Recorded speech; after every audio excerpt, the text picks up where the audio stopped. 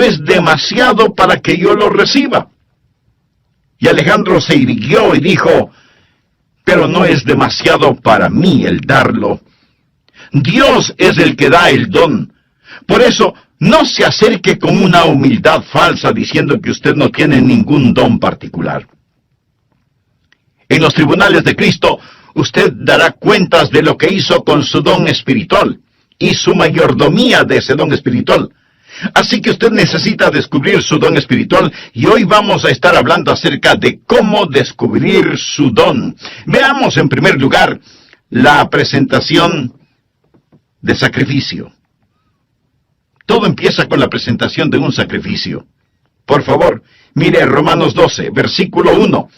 Así que, hermanos, os ruego por las misericordias de Dios, que presentéis vuestros cuerpos en sacrificio vivo, santo, agradable a Dios, que es vuestro culto racional.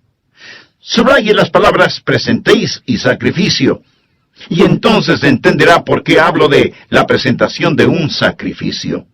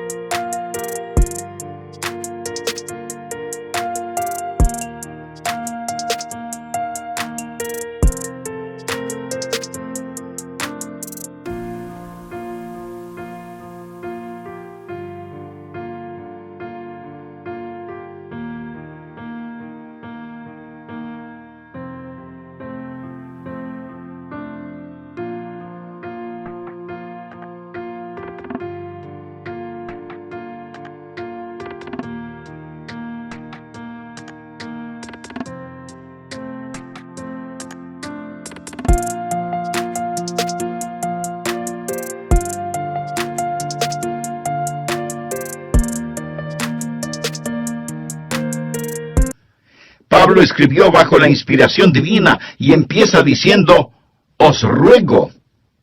Usted sabe lo que significa rogarle a alguien. Significa suplicarle. Y puesto que Pablo escribió por Dios mismo, casi es como si Dios estuviera de rodillas delante de nosotros, rogándonos.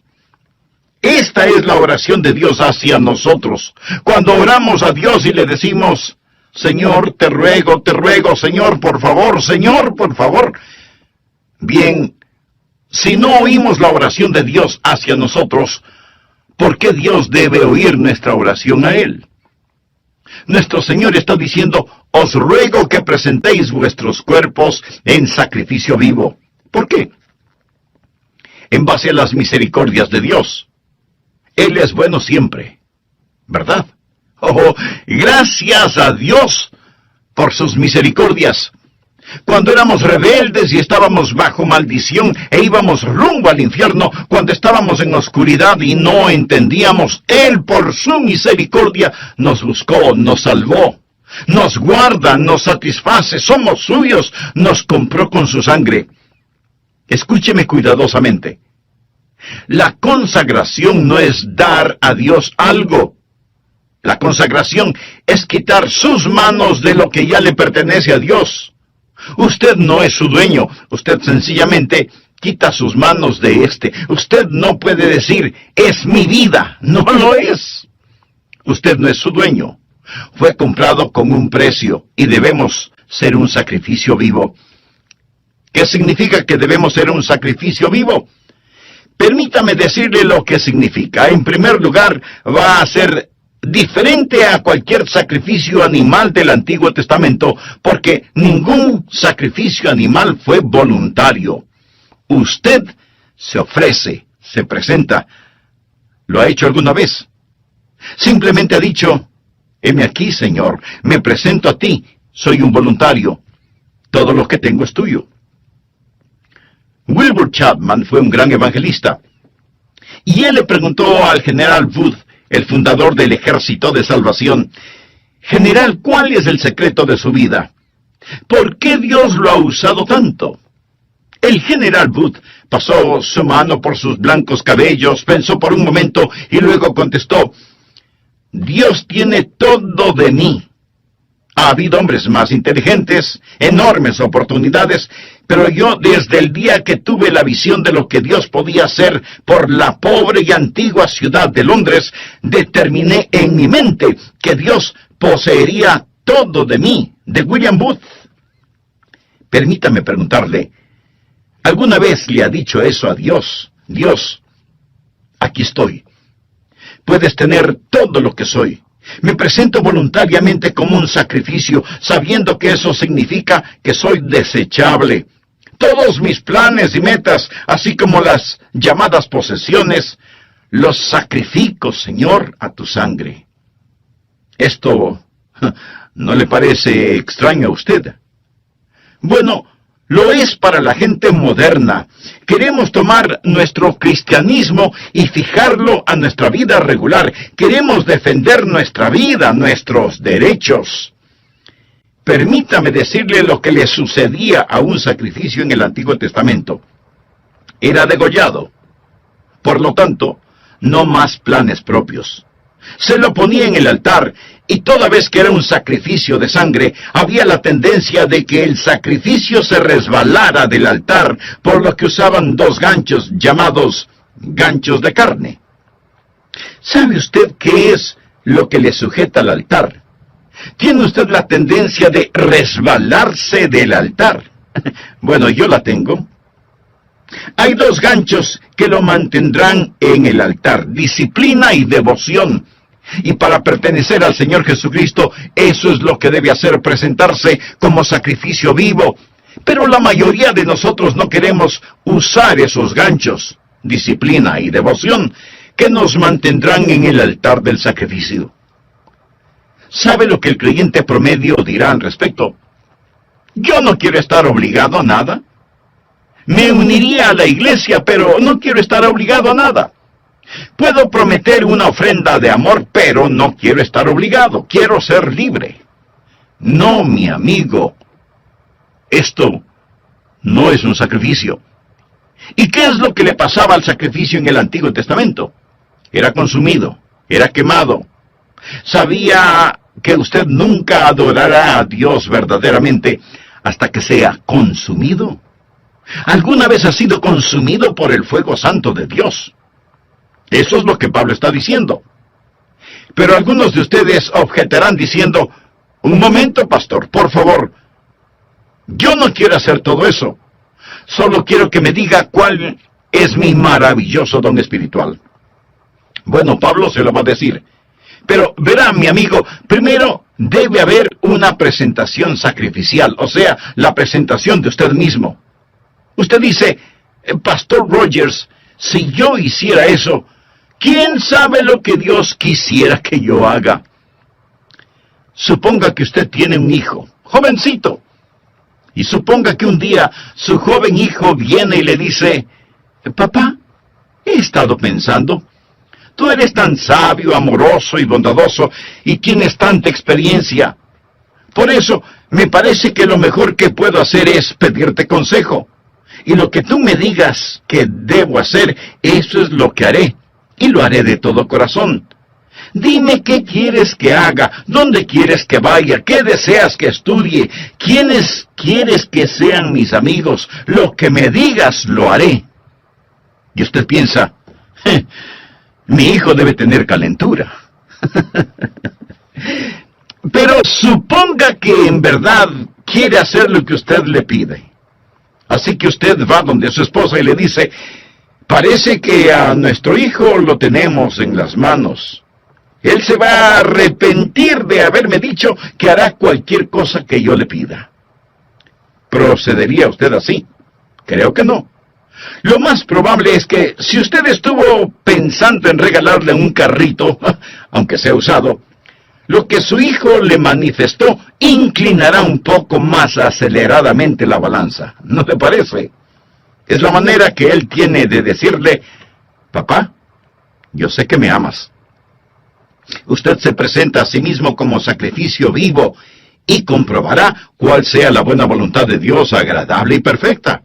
No tenga miedo de entregarse a Él, ni de decir: heme aquí, Señor, me entrego totalmente a ti. Ese es el primer principio, la presentación de un sacrificio. El segundo principio es, habrá una transformación espiritual. Después de la presentación viene la transformación. Mire por favor el versículo 2.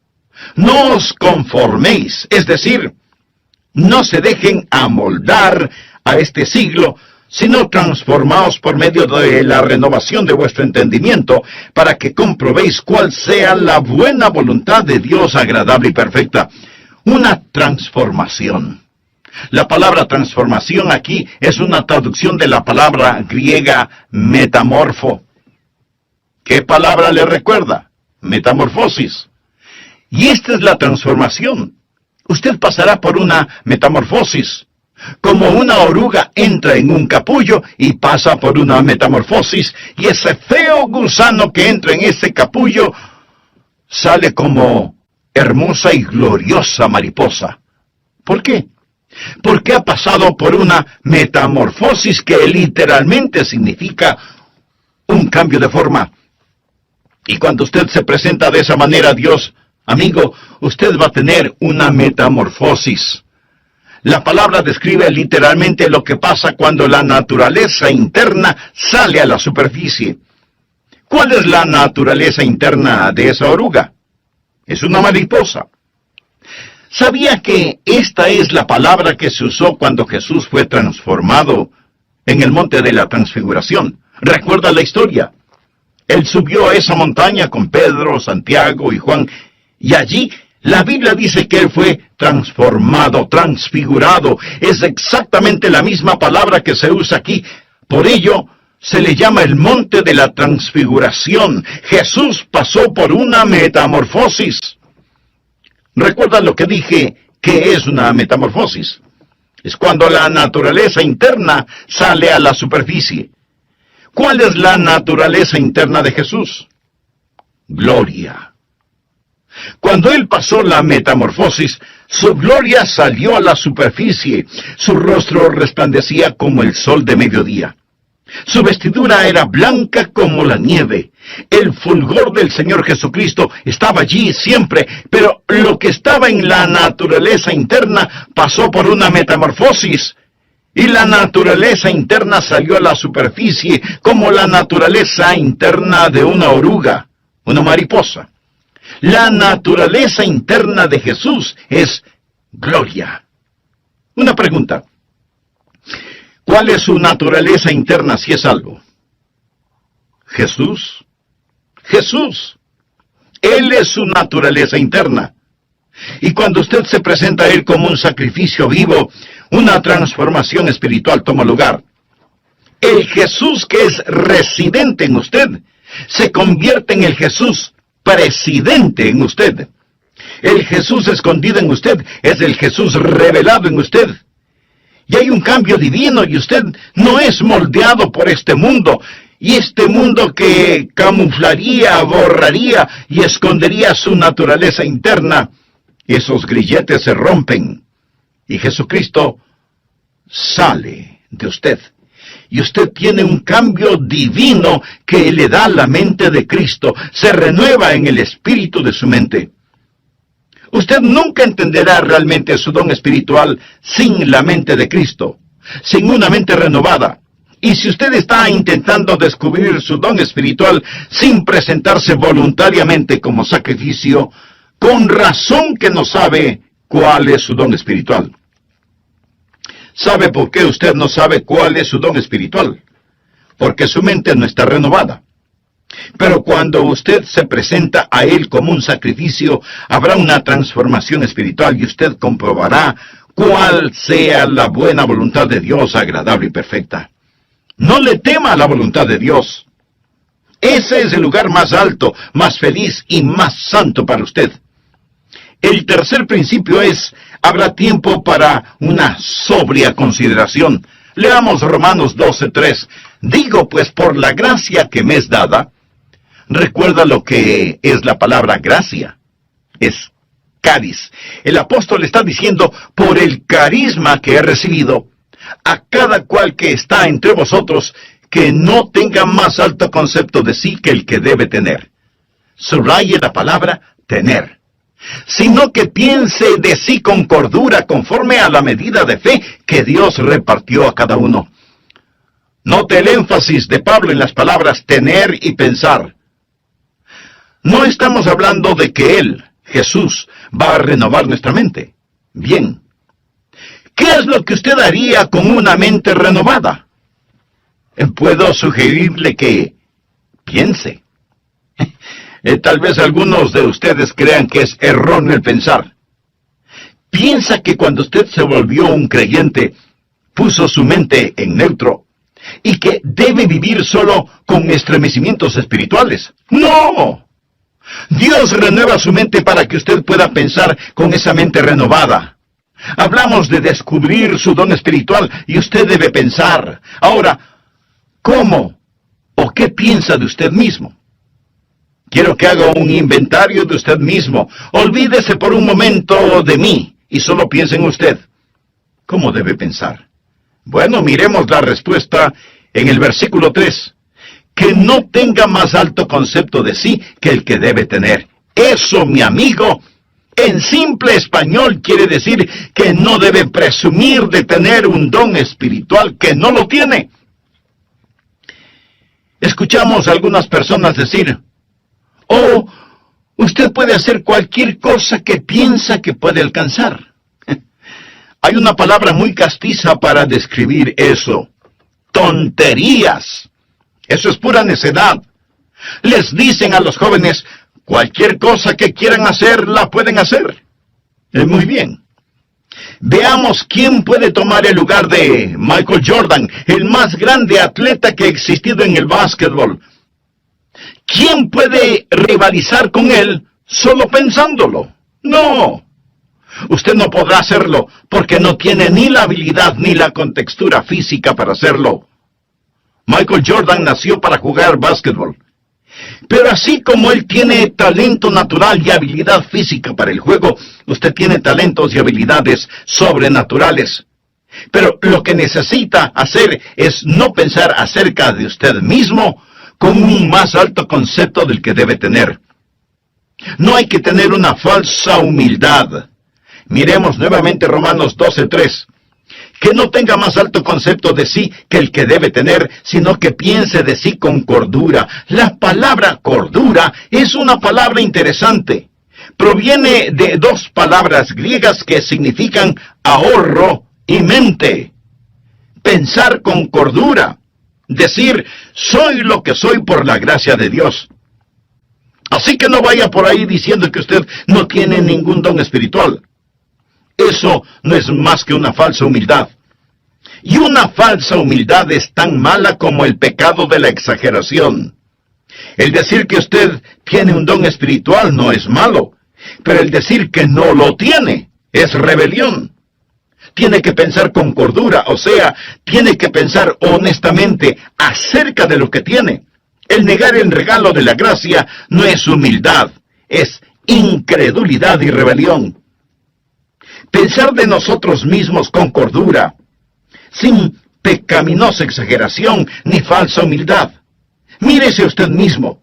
Haga un inventario de usted mismo. Pero pastor, eso suena complicado.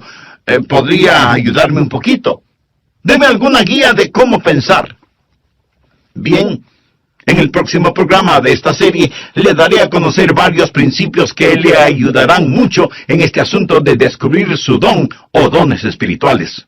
Antes de finalizar, quiero decirle que si usted hizo un inventario honesto de usted mismo, seguramente descubrió no solo que no está utilizando sus dones, sino que no tiene una relación personal con el dador de esos dones. Y para activar esos dones espirituales, usted necesita estar conectado a la fuente de poder. Si ese es su deseo, le invito a orar de la siguiente manera. Amado Dios, sé que he estado viviendo una religiosidad que no ha cambiado mi manera negativa de vivir. Me reconozco pecador delante de ti y vengo a implorar tu misericordia, tu perdón, tu gracia. Señor Jesús, gracias por pagar la deuda de mi pecado con tu propia vida en la cruz del Calvario. Gracias por amarme de tal manera. Este mismo momento por fe te recibo en mi corazón como mi Salvador y Señor. ten la bondad de hacerme un instrumento útil en tus manos y utiliza mi vida y los dones que me has dado para honra y gloria de tu nombre. Lo pido en tu nombre. Amén.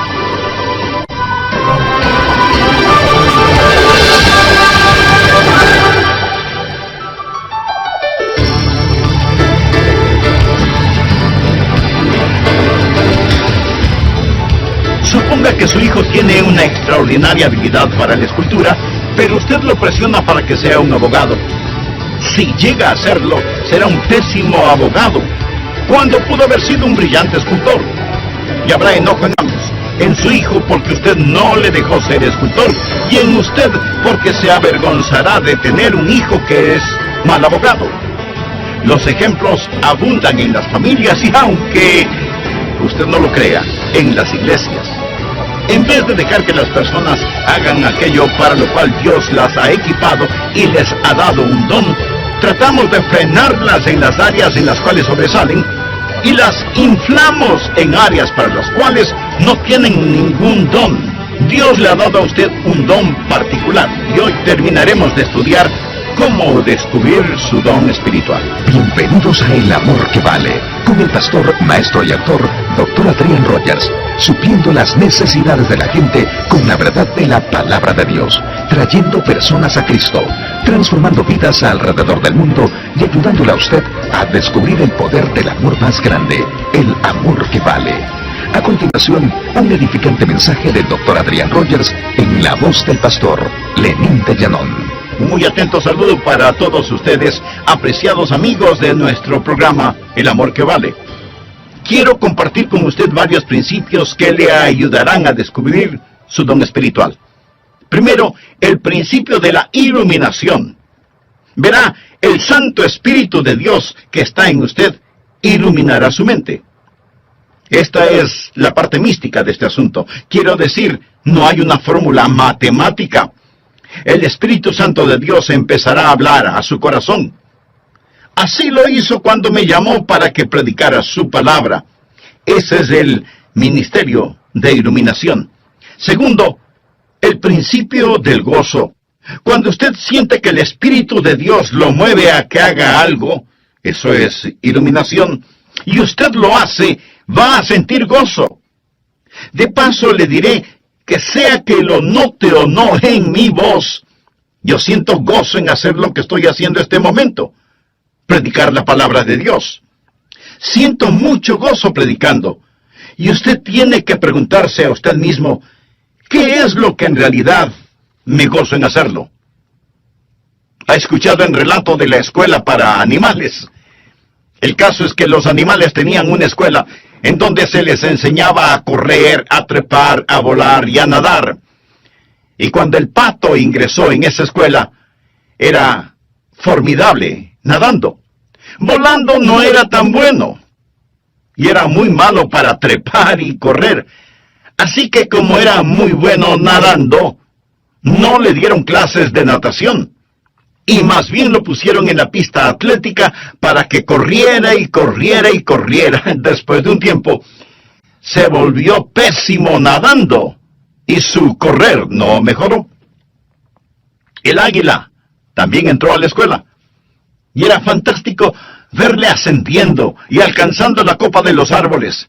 Pero dijeron que no lo estaba haciendo en la forma correcta. Así que le llamaron la atención por eso y le ordenaron que recibiera lecciones de natación. Al águila no le gustó recibir esas lecciones y se volvió rebelde, por lo que le expulsaron de la escuela. Luego vino a la escuela el conejo, quien era increíble corriendo. De hecho, le encantaba correr, pero no era tan bueno en el resto de cosas. Era malo nadando y no le gustaban las clases de natación. Tampoco le gustaba el trepar a los árboles, y después de unos días, el pobre conejo tuvo un ataque de nervios. Luego vino la tortuga. Uno debe sentir pena por la tortuga. No podía correr, no podía nadar, no podía volar, no podía trepar, y los animales dijeron, ¿qué de bueno puede hacer la tortuga? Así que le quitaron su caparazón para que fuera un poco más rápida caminando, hasta cuando un caballo la pisó. Y ese fue el final de la pobre tortuga. A fin de cuentas, la escuela para animales fue un completo fracaso. Usted dirá, pero eso es ridículo. Mi amigo, eso es exactamente lo que estamos tratando de hacer en las iglesias en nuestros días. En vez de dejar que las personas hagan aquello para lo cual Dios les ha equipado y les ha otorgado un don, tratamos de frenarlas en las áreas en las cuales son fuertes y de inflarlas en algunas áreas para las cuales no tienen ningún don. Dios le ha dado a usted un don particular y va a descubrir que recibirá iluminación sobre su don espiritual y experimentará gozo al utilizar su don. Tercero, el principio del ánimo. Usted encontrará a otras personas animándole en su don espiritual. ¿Por qué? Porque ellos son bendecidos por su don. Fue maravilloso para mí cuando era un jovencito en la iglesia y yo rendí mi vida para hacer lo que el Señor Jesús quisiera que yo haga. Escribí en un pedazo de papel, aquí estoy, Señor, para lo que tú quieras que yo haga. Y ellos me pidieron que fuera el pastor para la semana juvenil. ¿Se puede imaginar eso? Yo no era un buen estudiante. Inteligente, pero no era un buen estudiante. Ni siquiera recuerdo si llevaba libros a la casa para estudiar. Y si algo no lo entendía durante las clases, pues fingía haberlo entendido. Y así pasaba con calificaciones promedio. La última cosa que se me hubiera ocurrido pensar era que me pidieran predicar durante la semana juvenil, y ahí estaba yo, petrificado. Pero prediqué. Y la gente después vino a decirme, me bendijo lo que dijiste. Estuvo bueno. Debes predicar otra vez. Al principio pensé que me lo decían por pura cortesía. Seguramente no dije nada bueno, pero continuaron felicitándome y eso me gustó. Si un predicador le dice, no me gusta que me digan que prediqué bien, mi amigo, esa es una mentira. Quiero decir, cuando a usted le animan, eso ayuda. Entonces hay iluminación, hay gozo y hay ánimo. Cuarto, el principio de la participación compartida. Romanos 12, versos 4 y 5. Porque de la manera que en un cuerpo tenemos muchos miembros, pero no todos los miembros tienen la misma función. Eso es, no todos hacen el mismo trabajo. Así nosotros, siendo muchos, somos un cuerpo en Cristo, y todos miembros los unos de los otros. Ahora necesitamos aprender que cuando nos presentamos nosotros mismos a Jesús, también nos presentamos el uno al otro. Debe haber una participación compartida. Cuando usted pertenece a Cristo, también me pertenece a mí. Y cuando yo pertenezco a Jesús, también le pertenezco a usted. Recuerde que la iglesia es su cuerpo, no es una organización con Jesucristo como presidente. Es un cuerpo con Jesucristo como la cabeza y todos nosotros somos miembros de ese cuerpo. Y es la arrogancia, la presunción y el orgullo lo que nos divide. Algunos destruyen y otros construyen, pero todos son activos. Dios le puso a usted en su cuerpo como Él quiso. Y debe haber participación compartida. Nadie tiene todos los dones. Cada uno tiene por lo menos un don. Y somos dependientes los unos de los otros. Dios nos hizo diferentes a fin de poder hacernos uno. Quinto, el principio de la activación específica. Por favor, leamos Romanos 12, versículos del 6 al 9. Ahora el apóstol llega a un tipo de por lo tanto. Él está hablando de todas estas cosas que van antes de lo siguiente. Usted sabe, nosotros nos presentamos a Él y Él renueva nuestra mente y entonces nos encontramos a nosotros mismos operando en el cuerpo. Ahora Él dice, De manera que teniendo diferentes dones según la gracia que nos es dada, o sea, según el carisma que nos es dado, si el de profecía, úsese conforme a la medida de la fe, o si de servicio, en servir, o el que enseña, en la enseñanza, el que exhorta, en la exhortación, el que reparte con liberalidad, el que preside con solicitud, el que hace misericordia con alegría. Aquí él menciona 7 dones y dice, pónganse las pilas, estén activos. ¿Usted quiere saber cuál es su don? Bien, simplemente escoja uno que piensa puede ser su don y póngase a trabajar. Es difícil dirigir a un buque que no se mueve. No se siente simplemente allí. Usted va a descubrir su don cuando esté ocupado. Él dice, profecía. Úsese conforme a la medida de la fe. Es decir, usted puede tener no mucha fe, pero la tiene conforme a la medida de fe que Dios repartió a cada uno. Tome lo que tiene y póngalo a trabajar. Leamos una vez más rápidamente estos 7 dones. Veamos si puede detectar el suyo. 7 dones aquí mismo. Primera de Corintios capítulo 12 menciona más dones, pero aquí en Romanos 12, primeramente habla acerca de la profecía en el versículo 6. ¿Lo ve usted? Mírelo, bien. ¿Qué es profecía? El don de profecía es declarar la verdad. Si usted tiene el don de profecía, se encontrará, por ejemplo, sirviendo en el ministerio de las prisiones, trabajo misionero. Se verá quizás enseñando una clase. Pero usted se va a encontrar enseñando, usted va a tener un deseo de poner persuasión y será persuasivo, y usted moverá a las personas a la acción. Y luego menciona en el versículo 7, servicio. Esa es otra palabra para el ministerio. Y usted va a encontrarse, si ese es su don, haciendo lo que tantas personas hacen tras bambalinas en las iglesias. Y eso es satisfacer necesidades espirituales de una manera práctica.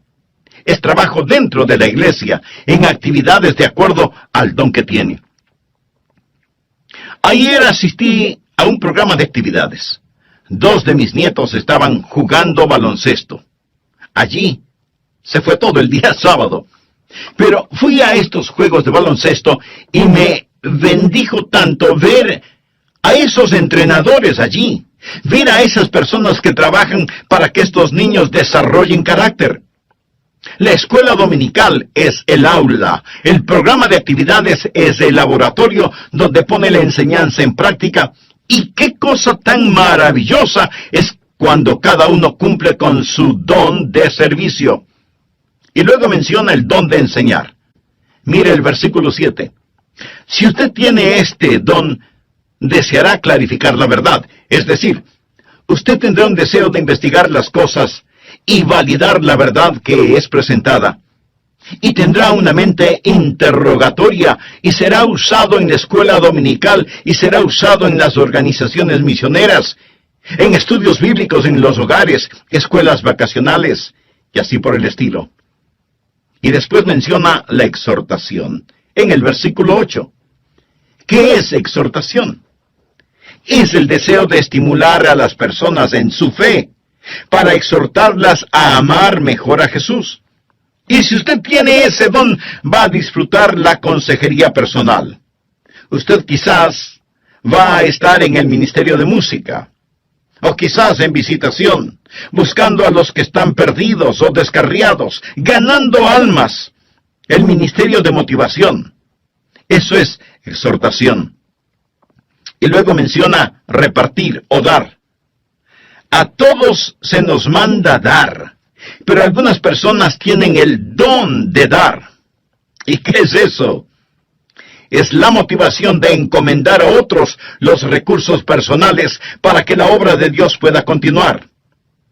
Sabe tomar decisiones buenas para satisfacer necesidades inmediatas. Usted tiene cuidado al dar, pero está deseoso de dar y tiene la habilidad de acumular y dispersar los recursos. Y hay personas en nuestras iglesias que tienen el don de dar. y doy gracias a Dios por eso. Y continúa en el versículo 8 con presidir. Quizá ese sea su don. Es el de motivar, no el de mandar. Es coordinar las cosas y ayudar a las personas a ver todo el panorama y moverlos hacia esa visión. Coordinar las actividades de otros para una meta común, para la gloria de Dios. Y ese es el don de presidir, dirigir, ponerse de pie ante otros. Una persona que tiene este don también tiene el don de visión. Él ve hacia donde debemos ir y empieza a llevar y a motivar a las personas hacia eso. Luego tenemos el don de misericordia. Quizá ese sea su don. ¿O cuán necesario es ese don? Mire el versículo 8. ¿Cuál es el don de misericordia? Usted se identifica con las personas y consuela a los que están en dolor. Ahora llegamos a la última cosa. Después de haber una actividad donde usted realmente se ha ocupado, va a darse cuenta que todo empezará a calzar. Por favor, regresemos al versículo 2. No os conforméis a este siglo, sino transformaos por medio de la renovación de vuestro entendimiento, para que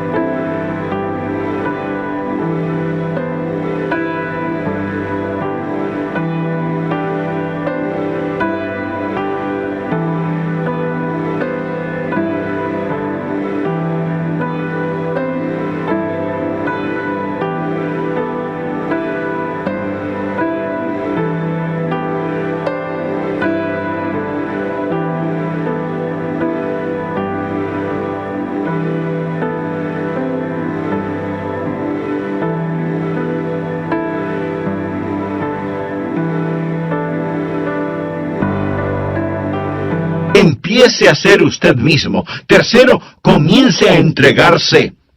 Y cuando usted se acepte, sea usted mismo y se dé a sí mismo amigo, entonces será bendecido. Dios se glorifica y la iglesia se fortalece. ¿Qué pasaría, amigo, si los creyentes en las iglesias cristianas, es decir, todos nosotros, dejáramos de ser calentadores de bancas? Porque muchos lo son, calentadores de bancas. ¿Qué pasaría si usted se presenta como sacrificio vivo y tuviera una transformación espiritual? Y luego hace una consideración solemne. Señor, ¿qué quieres que yo haga? ¿Sabe cuál es el problema con muchos de nosotros? Los ganchos de carne. No queremos estar atados. Usted dice, bueno, deje que otro lo haga. Cuando estuve en Londres fui a ver las joyas de la corona. Le dije al guardia, deseo ver el diamante de Curano, porque había leído de este, así que vi el diamante de Curano. Este diamante es de 186 quilates. Señoras, esa sí que es una piedra preciosa. Y en ese tiempo ellos dijeron que costaba la mitad de todos los gastos diarios del mundo. Esto fue antes de que fuese cortado y se lo diera forma. Está en las joyas de la corona. Le fue dado a la reina Victoria por un príncipe de Punjab, un jovencito que lo tenía en su posesión. Él se lo dio a la reina de Inglaterra. Después, este príncipe de Punjab se convirtió en un hombre.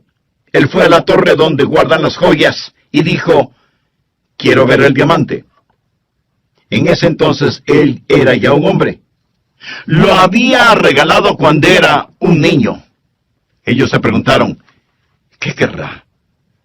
¿Querrá que se lo devuelvan? ¿Va a pedir que se lo regresen? Y sacaron ese diamante porque él fue el que lo obsequió. Él dijo, podrían ponerlo en mis manos. Y ellos pensaron, oh no, pero lo pusieron en sus manos.